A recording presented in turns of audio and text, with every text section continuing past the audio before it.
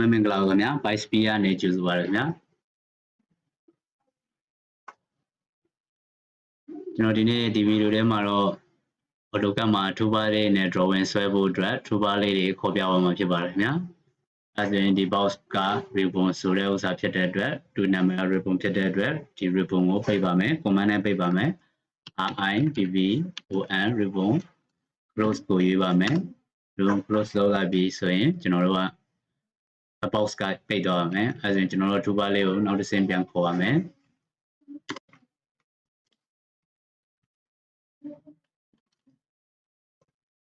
menu bar ကိုတန်ဖိုး1ထားပါမယ်အဲဒါဆိုရင်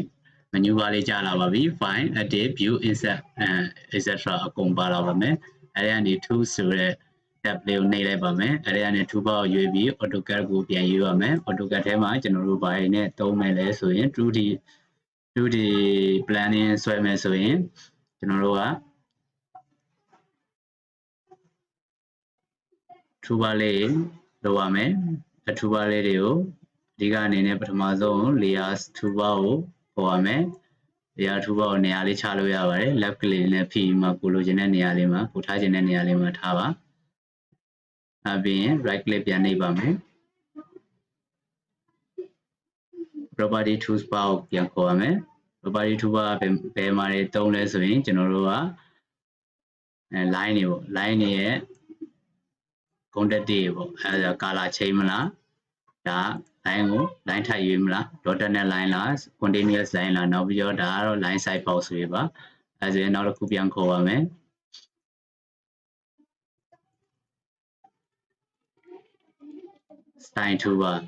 style toolbar လည်းခေါ်ပါမယ်ဒါတွေကဒီ AutoCAD 2D planning ဆွဲတဲ့အချိန်မှာမရှိမဖြစ်လိုအပ်တဲ့ဥစ္စာလေးပါသုံးခုခေါ်မယ်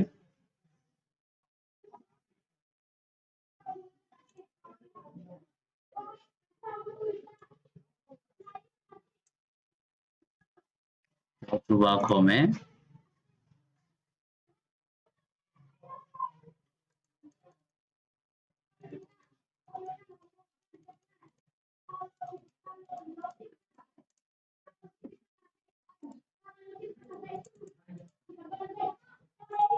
modify toolbar ခေါ်မယ်